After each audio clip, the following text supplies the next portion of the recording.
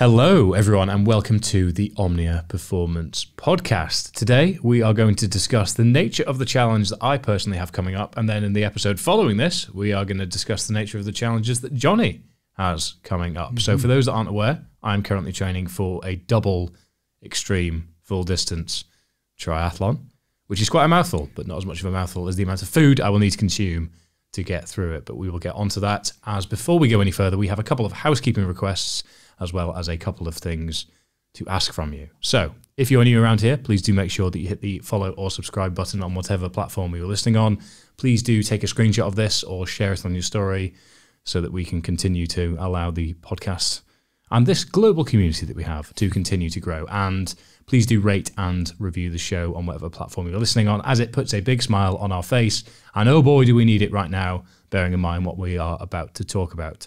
Thank you very much in advance. And for those of you who don't already, nice one. Cheers. Cheers. Thank you. So the Brutal Extreme Triathlon is quite notorious within the UK. It is based in Snowdonia in North Wales, and it's not dissimilar to the Keltman in its essence in that it is a iron distance triathlon with several twists. The twist being colder water, hillier bikes with more wind and more exposed environment, and then the run includes a mountain and a lot more elevation. So it's not the sunny cowbell environment that you get in Lanzarote or Mallorca on any of these nice, smooth and fast and flat races. It's much more of an adventure, much more of a slog. And that's ultimately why I'm drawn to it, because the competitive part of me is very much myself versus myself, which sounds cliched, but it really is. Like, people often ask me, oh, do you not want to go sub 10? And no, I don't care. I really don't care.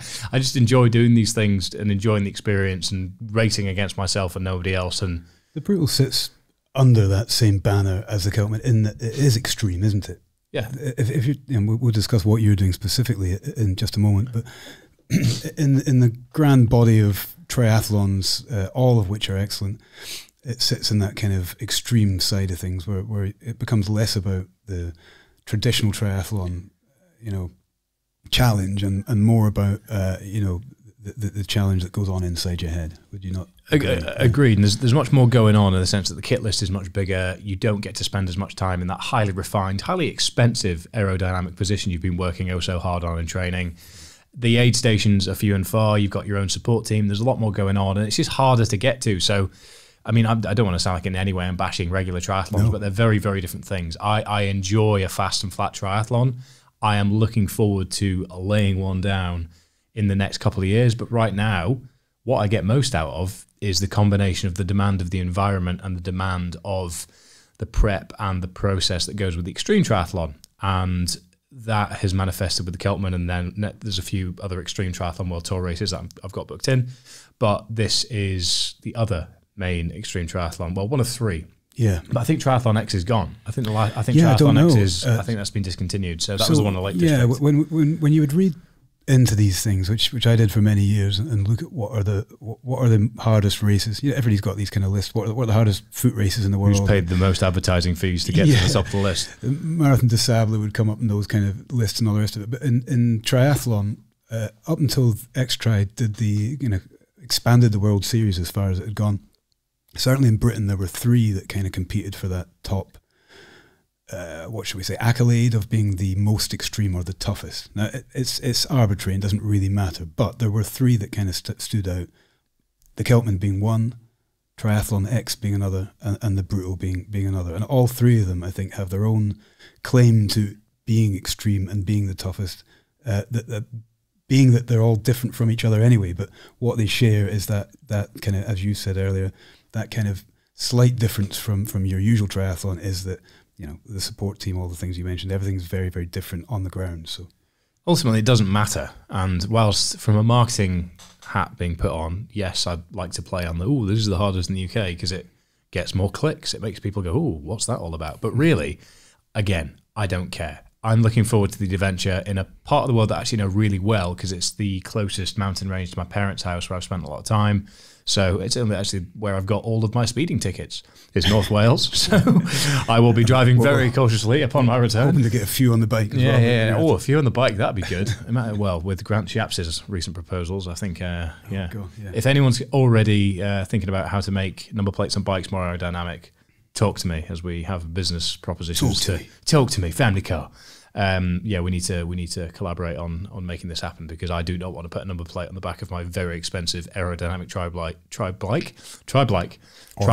or anywhere. Yeah, but well, you know, it's a separate conversation. So obviously, these three triathlons as discussed is very difficult. So what did the double do? They allowed you to do it twice or 3 times. There is no triple this year, thank goodness, because I might have felt compelled to sign up to it. But yeah, we've probably been in that position where they're going, well, wait a minute, there's a triple. Yeah, there's a triple. You can't do the middle one. Yeah. But there's only the double this year. So we have signed up for the double. There is a deca, isn't there, as well? There's a 10 times around the thing. Yeah, but on the day, the double is a hard. What are you doing? Stop it! Stop. There is a decker, and they do that. They've done that up in Yorkshire. So there's a whole contingent of people that have just finished. The options are 10 in 10 days or a continuous 10. So God help them. a 26.2, no, a 24-mile swim into a 1,120-mile bike into a 262-mile run is the continuous one. Or you do a regular iron distance one day, regular iron distance the next day, over and over again. So those are the options you've got, and there's a whole load of savages out there that have just completed exactly that. And I think the heatwave peak was in the middle of that. So well done to those of you that have done. Yeah. But for purposes of clarity and context today, the double is on September the 10th this year. That's the event that's held in Snowdonia and is almost the classic bread and butter of brutal events. And there is the half, the full, and the double. And this year I'm taking on the double, which for reference is a 7.6k swim, a 360-kilometer bike, and a 84.4k run with a whole load of elevation along the way. So for anyone that's heard of a regular Ironman full distance triathlon, it's that, but double with a lot more elevation, a lot more wind, a lot more potential for terrible weather, a lot more sketchy roads, and a lot more elevation technical trails when it comes to the run. I mean, you go to the top of Snowdon, which is one of the 3 peaks in the UK. It's the highest mountain in Wales. And I have to do that first off the bike, obviously for safety sake, because whilst it'd be nice to finish at the top of a mountain, I think 38 hours on my feet, it would be a bit anticlimactic, and I might struggle to get down. So bottom line is that's what we're facing. And the big question on your minds is, how on earth are you preparing for it? So rather than getting to death by detail, I thought we'd really do what we aim to do online, which is we try and distill down the essence of what it is we're trying to achieve. Because yes, we've had some informative podcasts recently with Dr. Phil where we've gone into more detail on mTOR and AMPK and all the things that real focused people want to get into the nitty gritty of. But actually, for the sake of value for a lot of people at whatever level they're at, we want to try and make things as simple as possible. And hopefully you think that we can successfully do that. I don't know. But for the sake of keeping our preparation as simple as possible, Jonny, why don't you just run through what are we actually hoping to achieve in the way that we have approached my training ahead of the double brutal? So what are the adaptations that we're looking for to be prepared for the start of the race?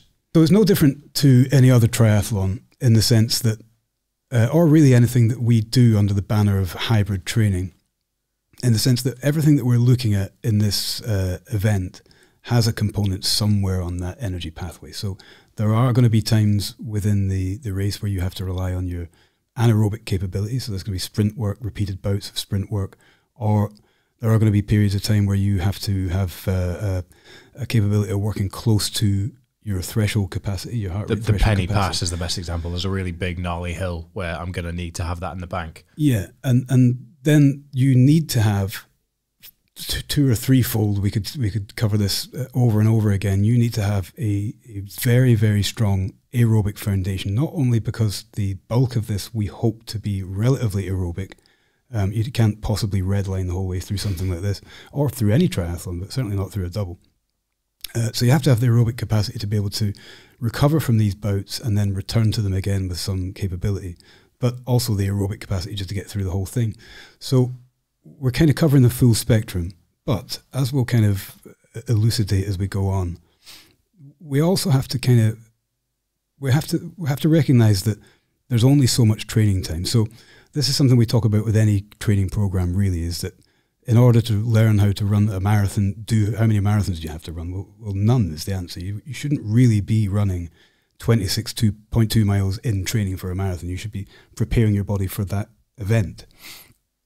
So the same applies with a double Ironman, is that there's no point in us putting together a program where at some point you are out there over the course of a week or a couple of days actually performing a double Ironman, because the amount of fatigue that you would accumulate and the amount of time that it would take for you to get to that point would be crippling, not only physically but socially and mentally. You know, you'd find yourself and we came close to that, didn't we? But you find yourself in a bit of a hole.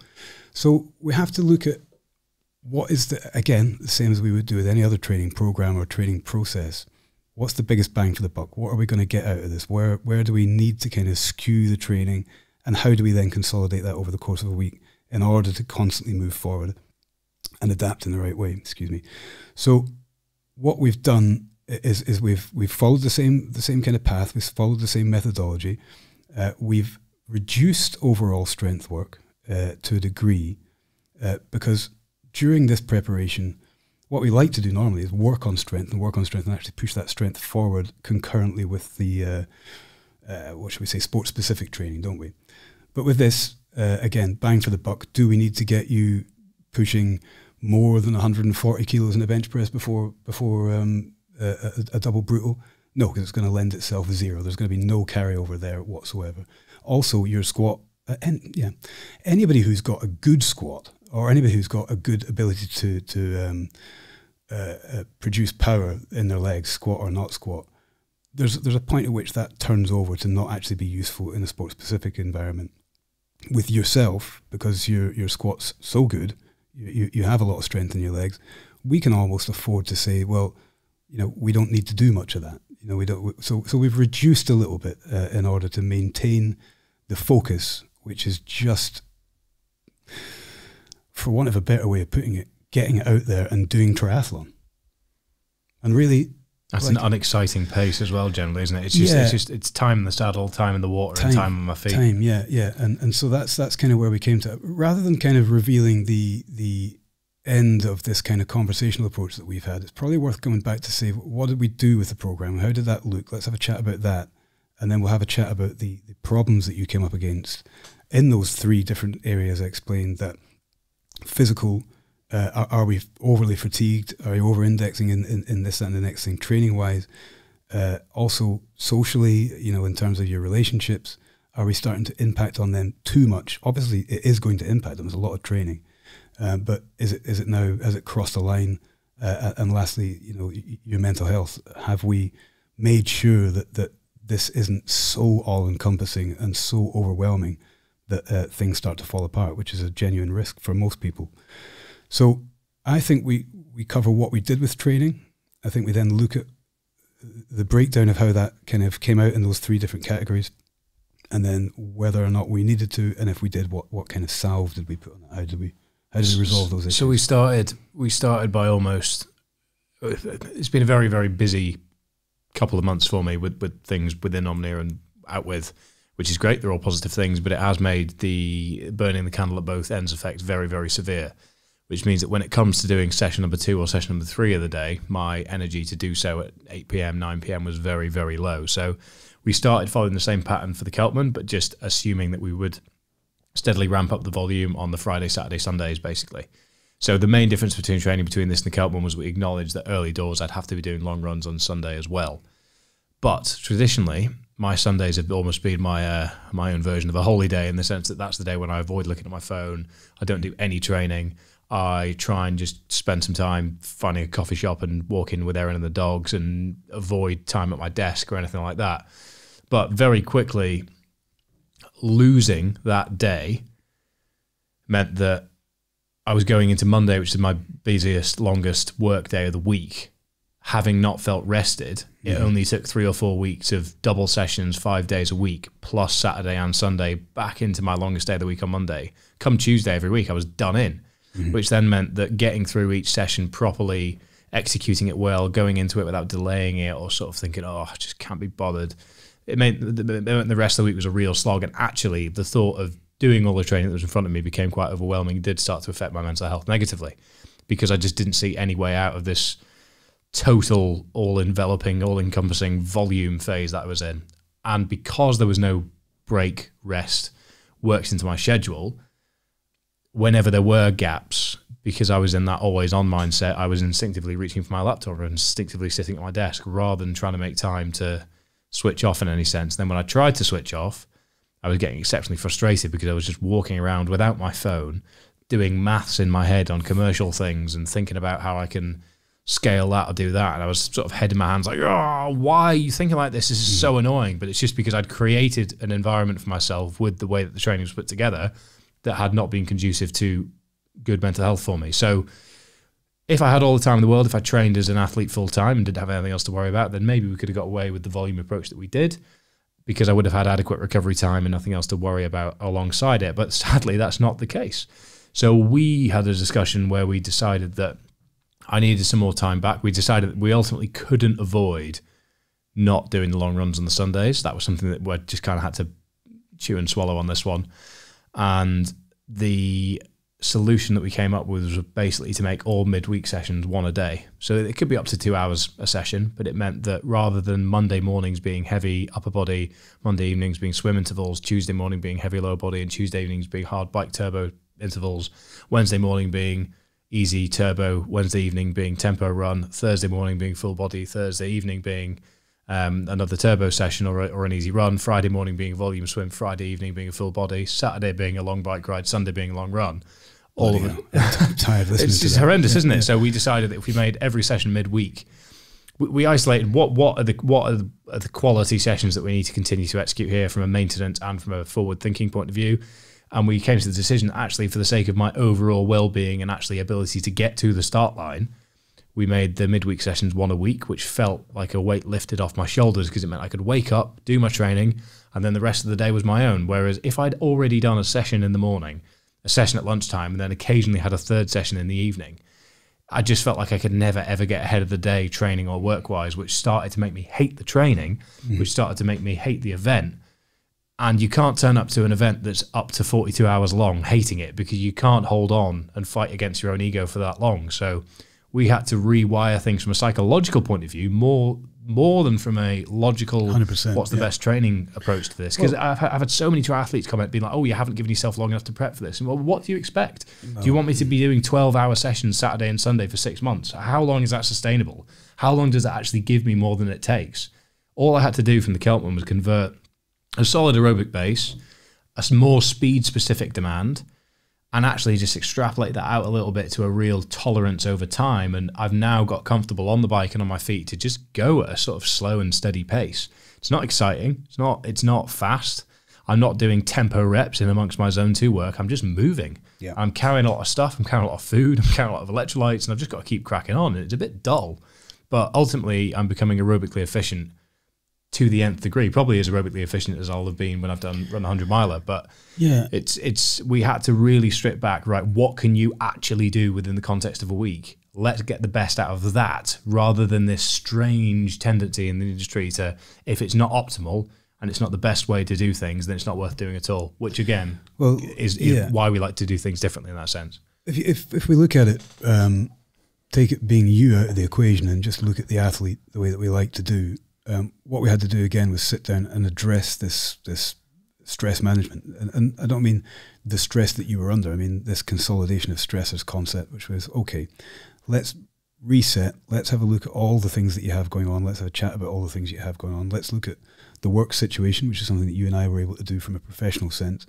Let's look at what's being impacted clearly here, in that, you know, you're doing these 2 to 3 session days and in between times trying to slot in work. So you're bouncing back from training to work.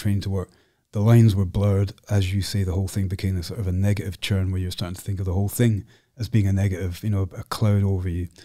So really all we needed to do was say, okay, as we've said before, what's the biggest bang for the buck? What can we get out of this in terms of training? What can we not afford to lose in terms of overall kind of this adaptive process that we want to look at? And are we already doing enough to meet the demands of the event itself? My argument was, which we agreed on, was that you are already capable of doing it. So I disagree entirely with anybody saying you need X amount of time. You haven't given yourself enough time, based on the fact that I know what you're capable of. The Keltman, as an example, people are looking at that from a time perspective and saying, well, you know, I'm a born and bred triathlete, I've been doing this for 15 years, my time doing something like that would be such and such, why is your time not better or whatever? But we're not looking at it as you being a bread and butter triathlete. We're looking at you being a hybrid athlete, where we have other concerns and other events, other things that we want to point you at now and again, and the concern for strength that might be way beyond the needs of a triathlete. So our approach is very different to somebody else's approach. You are a very different athlete to the athletes offering up unsolicited advice, shall we say. And also, when we look at your aerobic capacity, your aerobic capability, your overall capability, and actually remove and consider how you would function with all the fatigue removed. If we had, as you said a minute ago, if we didn't have all these extra issues, if we didn't have work and we didn't have, your will to kind of create as well, because in amongst this you were trying to scale parts of the business, etc., etc. If we didn't have all these other things going on and all we had was training, where are we with it now? Are you capable of doing a double brutal? And I think you were maybe 2-3 months ago capable of doing it.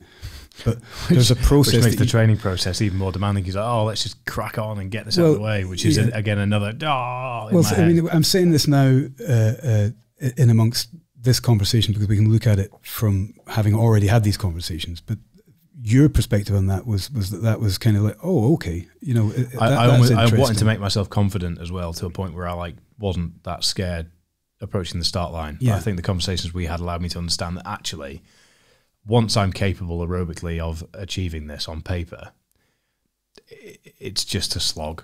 Yeah. I mean, if anyone's expecting me to run the entire 84.4K off the bike, once I get off the bottom Snowdon, then you've got another thing coming. And the only way I could get aerobically efficient enough to be able to absolutely tank it the whole way around at my absolute threshold of my aerobic capacity, whilst running off the bike the whole way through, would be years of training. And quite frankly, I don't care about this enough. Well, this event specifically enough to devote years of training. So what's exciting for me, what became nerves, actually turned into excitement on, right, what can I achieve in training between now and then how can I translate that into what is ultimately the unknown when we get to race day? Because look at it this way, and this is partly, I'm not sure I put it this way to you, but look at it this way. If you consider the Keltman to be a triathlon, an extreme triathlon, okay, which it is, and then you consider the double triathlon to be 2 times 1 extreme triathlon. In my opinion, you in this example, whoever is looking at it wrong, because what you've actually got are components of ultra endurance now built into the specificity of a triathlon, if that makes any sense as a distinguishing factor. And I suppose the way to really kind of pin that is to look at something like the Deca that we mentioned earlier on, which seems mad, but what you haven't got in the Deca are men and women who have 10 times the aerobic capacity of a Keltman candidate, a Keltman athlete, or 10 times the aerobic capacity of a normal triathlete, or 10 times the speed, 10 times the power, 10 times the capability. That's not what these individuals are. What these individuals are people who are well versed in the disciplines of swim, bike and run, who are used to doing it for a long bloody time at a time, and who also have developed the mental resilience and the grit and the determination, and that, which we talked about many times, that ability to be happy during it, to find kind of like, the very sort of British kind of, well, it's bloody ridiculous, let's just crack on, shall we, chap? All that kind of stuff. In amongst that somewhere, those people have that same kind of mental capability where they're able to just bite down, laugh about it and crack on. Now, that's what was actually being taken away from you a little bit during that kind of process of training was, sure, we could do 2 years towards this, but if during those 2 years we also rip away the joy, we take away your social connections, we spoil your ability to really connect with your work, which we know you love, we reduce or we increase the risk, I'm trying to word this carefully, but increase the risk to your relationship in the sense that you're never bloody there. Ultimately, things start to crumble. From a completely honest point of view, this is, I was quite distant around the house. I wasn't very present.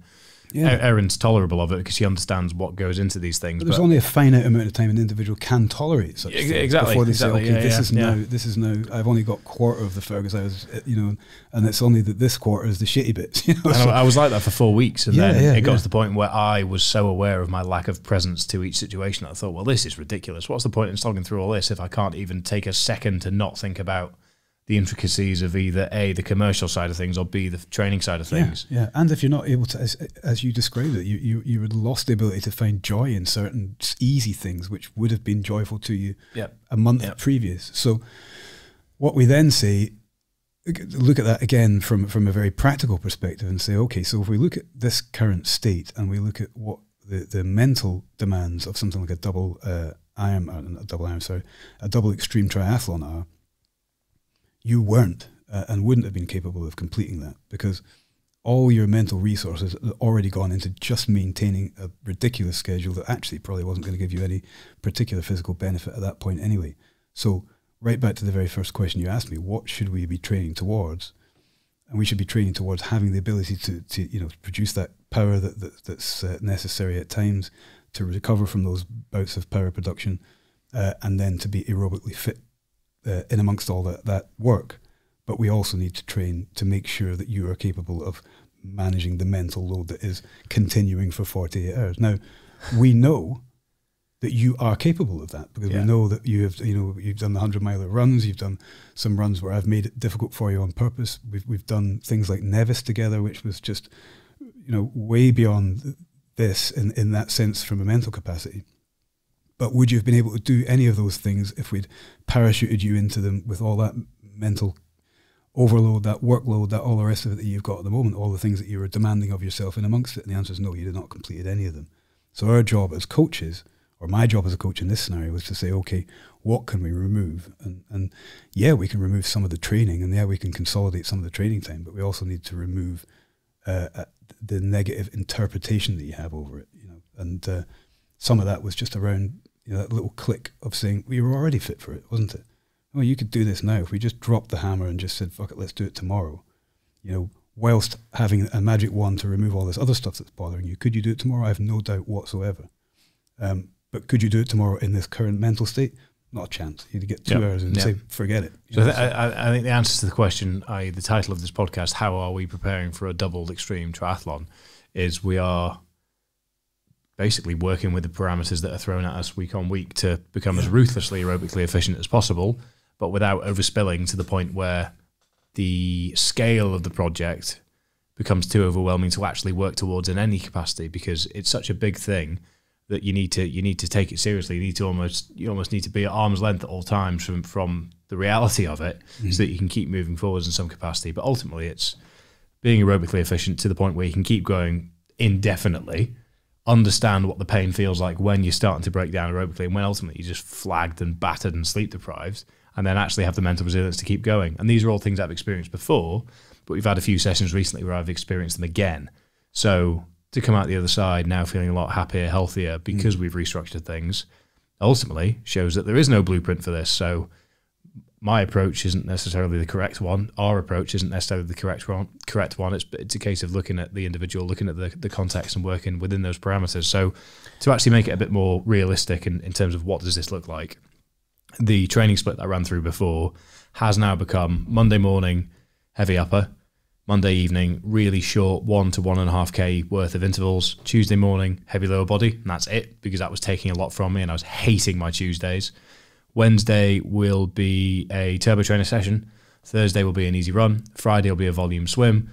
Saturday will be a long bike, and Sunday will be a long run. And then there'll be a few weekends where we've made the Saturday a brick and given me a day on the Sunday. So in theory, as a split, quote unquote, it doesn't sound like double what you'd be doing if you're doing a regular triathlon. But as I hope we've made clear, that's not what you are supposed to do, or in theory should be doing, to be able to get to the start line ready to give it your best shot. So scaling things back, looking at the key elements of each component of what we want to achieve by the start line is what's allowed me to keep moving forwards towards it. But the path we were on was wrong. So I think the important lesson for us all here is that you can logic and science things, and this is ultimately why we try and make things as simple as we can, because we get questions and we get comments and we get people almost sometimes having a go for not being more scientific in the way that we explain how we're putting things together. And ultimately, you can science things to death, but if it doesn't work within the practical sphere of the individual actually doing the science through their physiology, it's useless. I could sit down now and launch into a big long, hyperbolic scientific fucking blah blah blah about this physiological adaptation versus that physiological. It doesn't matter. Or let's put it in a different way. We could write a template, some kind of training program that you can buy off the shelf for a double Ironman or a double triathlon distance. We could do that, but we'd have to underline it with a massive caveat. And the longer these things get, the longer the kind of list of things that could go wrong gets. And so ultimately we end up in a position of saying, well, what's the point in writing that? Because you need to then say, but if this goes wrong, if that goes wrong, if this goes, all these list of 18 different things happens to you, which is we normally like to call real life, then this isn't going to work. So you have to have the capability to adapt, to change, to realize the difference, to see where your strengths are, to see what your, what can give to allow another thing to take, etc., etc. It's in amongst doing all this kind of training. If your dog's escaped, your kid's got the flu, your missus is around at the neighbour's house too much, you're not going to be able to perform to that capacity. And that kind of sits through all our programming, doesn't it? When we talk about that consolidation of stresses, you've got to consider what environmentally or externally is stressing you. If you don't address that, none of it works, which means, as you've just said a minute ago, we have to adapt, we have to change, we have to move, and we have to be willing to give a little bit. And that in itself is much, much more in my mind, what coaching is about than being able to sit down and open a book on the biomechanics or physiology or whatever. So I think the bottom line is we are preparing for this by taking each week as it comes. So thank you for listening to another episode of the OMNIA Performance Podcast. That wasn't that structured, but it hopefully gives an overview of the challenges we've faced on a week-by-week basis up to this point. There's been ups and downs, there's been learnings, there's been value in it for me, but I now feel like we're on the straight and narrow towards the start line to give it my best shot and to give it our best shot as a support team and as a general experiment in how we can make something like this happen within the time frame that we have given it a go within. Mm-hmm. So just a quick reminder to like the video if you're watching on YouTube, to hit follow or subscribe if you are listening on whatever platform that may be, and to rate or review the show. And please screenshot this or share it to your story or share it with a friend so that we can continue to allow the show to grow together. So thank you again, and we will see you next time. Goodbye.